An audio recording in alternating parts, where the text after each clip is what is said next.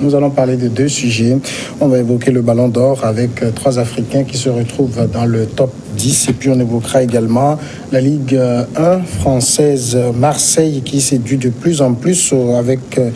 Pour évoquer ces sujets, je reçois, comme toujours, notre consultant sportif Hervé Pisa. Bonsoir Hervé Pisa. Bonsoir Samuel. Le Ballon d'Or 2019, il est connu. C'est Lionel Messi, l'Argentin, qui remporte à nouveau ce trophée pour la 6e fois dans sa carrière.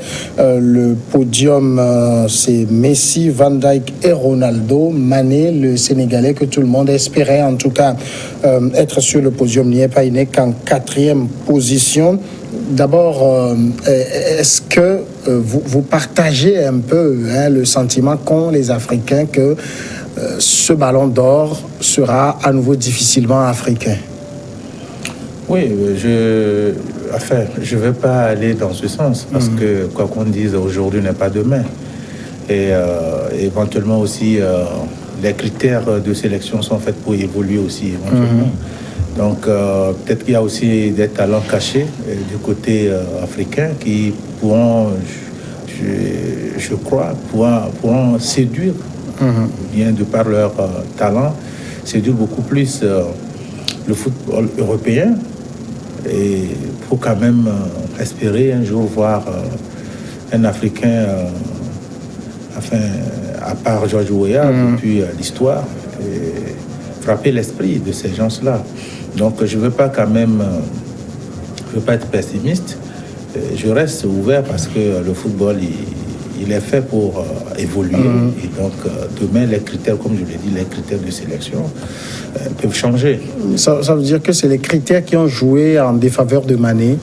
Oui, je veux dire, les critères ont joué en sa défaveur. Et il n'y a pas que ça. Il y a aussi que la sanction de nous-mêmes, les Africains. Oui. Et donc, ajouter, comme je l'ai dit, quoi qu'on dise, les Blancs ne voudraient pas quand même qu'on dise que la peau noire, un jour. Je ne veux pas paraître raciste non plus, mais je crois que nous avons déjà débattu de ce sujet. La dernière fois où je vous ai cité certains joueurs comme les Eto'o et Fils, tout ça. Et puis, c'est ce foot africain qui fait trembler et qui donne de l'espoir à ce football européen, comme on dit. Sans les Africains, je pense que le football n'existe pas. C'est vrai que c'est le Blanc qui a créé le Curon, c'est lui qui a mis ce système de jeu, mais les Africains y participent pleinement. Le seul péché mignon, comme je l'ai dit, c'est que nous ne sommes pas organisés en Afrique pour quand même pouvoir nous imposer, parce que même si on nous donne les moyens qu'il faut, nous ne sommes pas en mesure d'abord de nous entendre, et de faire une très bonne organisation pour que celui qui nous donne ces moyens-là puisse se dire que, ben, écoutez, comme on le dit souvent, l'élève dépasse des fois le maître. Voilà, donc nous serons toujours sous-estimés, exploités par cette couleur blanche qui a créé ce Curon et qui nous fait participer aisément et que nous-mêmes nous jouons pour eux. Donc voilà, mais quoi qu'on dise, j'ai quand même la ferme conviction qu'à part George Weah, un jour, les talents, je vais dire, c'est vrai que il faut en féliciter par le passé George Weah, mais je crois qu'à l'instar de Eto'o et Fils, de Mané, de Salah et beaucoup d'autres Africains, les Mahrez qui sont aujourd'hui dans le top 10, je pense qu'ils méritent, ils ont quand même peut-être aujourd'hui le talent plus que George Weah. À l'époque, peut-être les critères qui ont amené George Weah au podium ne sont pas les mêmes critères qu'aujourd'hui, il faut le reconnaître. Alors, le fait qu'on ait trois Africains dans le top 10, c'est juste le seul lot de consolation. Oui, le seul lot de consolation, je ne dirais pas ça comme ça. De toutes les façons, moi, je félicite le football africain parce que c'est la première fois qu'on voit trois joueurs africains être dans le top 10 et qui le méritent. C'est pas du donné, je veux dire, quoi. C'est pas du donné et qui le méritent. Donc, trois joueurs, ça veut dire que l'Afrique a évolué, le football africain a évolué. Et aussi, l'Afrique peut compter sur ces joueurs, sur ces enfants, et qui continueront toujours par être présents, participer à cette fête footballistique à tous les niveaux, que ce soit au niveau CAF, Champions League, UEFA, tout confondu. Tout ce qui est football organisé, c'est que les Africains se sont toujours imposés, ils sont dans tous les compartiments. Et aujourd'hui, le Ballon d'Or, ce qui est quand même un trophée vraiment d'honneur et de mérite. Si nous avons 3 joueurs dans le top 10, je crois que de toutes les façons, Mané, qui aujourd'hui est à la 4e place, pour moi, d'une manière pas bien, parce que quand vous prenez les statistiques, aujourd'hui, avec Léo Messi, c'est-à-dire que le Ballon d'Or, nous l'avons dit la dernière fois par rapport à 2019, et même par le passé, Mané, que ce soit d'une manière collective, a gagné 2 trophées que Messi n'a pas gagné. C'est vrai que sur le plan but,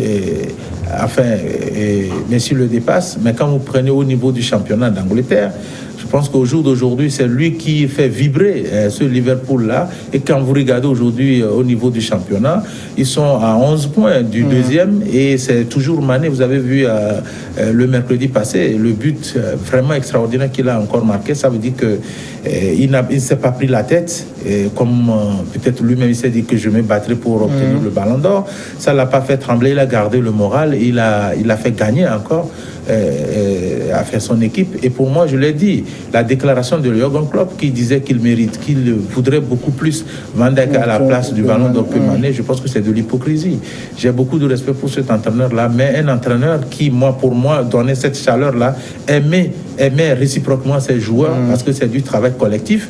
Tenir de pareils propos me semble quand même un peu déplacé. Et il a prouvé le mercredi, Mané l'a prouvé quand même qu'il a encore la tête sur les épaules. Et je pense que le travail de Mané, c'est un joueur vraiment extraordinaire et qu'il continue le travail. Au bout du travail se trouve un gars de cause qui est le bonheur, qui est aussi ce qu'il est en train de gagner en allant. Alors justement, on nous dira peut-être que ce sont les votes qui ont fait ce classement, mais quand on y regarde de plus près, on se perd finalement dans ces critères. Si le Ballon d'Or est mérité sur le plan performance, alors on ne va pas contester la performance de Messi ni de Van Dijk, mais placer Ronaldo devant Mané, aujourd'hui au moins, ça, il y a quelque chose qui ne va pas. Oui, là aussi c'est un énigme, Samuel. Il faut dire que c'est vrai, il faut reconnaître tout le mérite à ce joueur, Cristiano Ronaldo, ce joueur vraiment hors pair, quoi qu'on dise, et venir devant Mané, c'est vrai que ça ne suffit plus.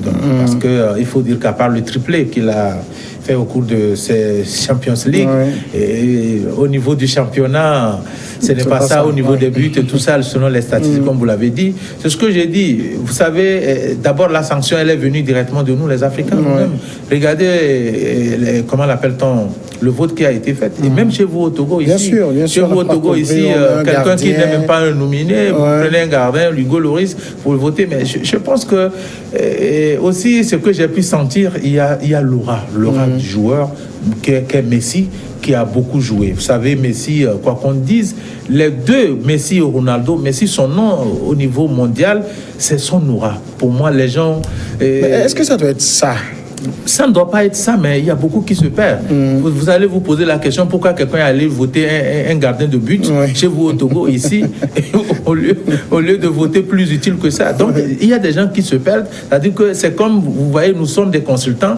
Vous allez voir un consultant sportif, au lieu d'être direct, d'être vraiment d'analyser, il va se mettre tout à l'heure dans la peau d'un supporter égaré. Et puis, bon, du coup, vous allez vous poser la question pourquoi. Donc, je crois que ça a joué aussi, l'aura du joueur, comme je le disais tantôt, son aura a joué. Ça, quand on dit certains, on dit Messi, ben écoutez, ça dit qu'il le porte dans son cœur. On laisse les critères de côté et tout ça là. Bon, on dit, bon, c'est mon joueur, quoi. Il faut rapidement. Il doit passer. Il doit passer. Donc, je crois que moi, je félicite beaucoup les joueurs africains qui sont dans le top 10.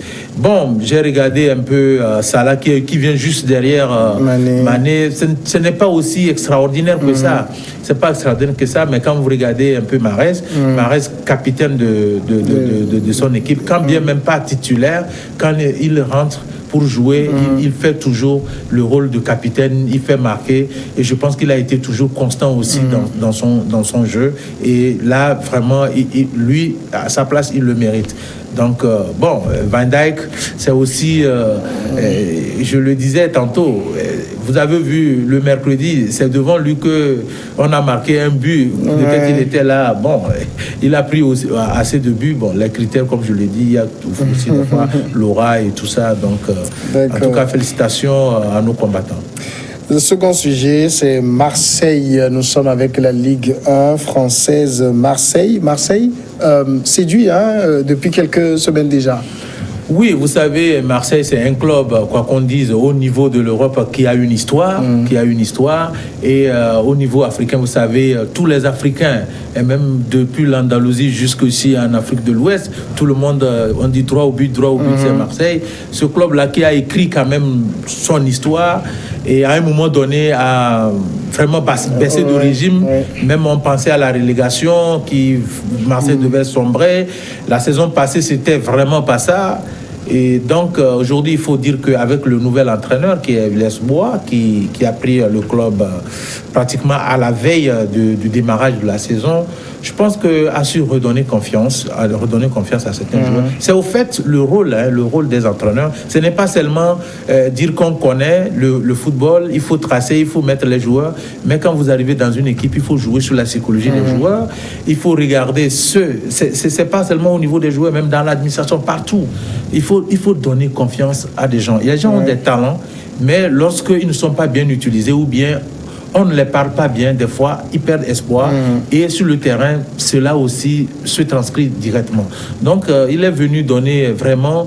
vous avez vu la défense de Marseille la saison passée. Vraiment, il n'y avait que des trous. Les Abdelrahmi et consorts, tout ça.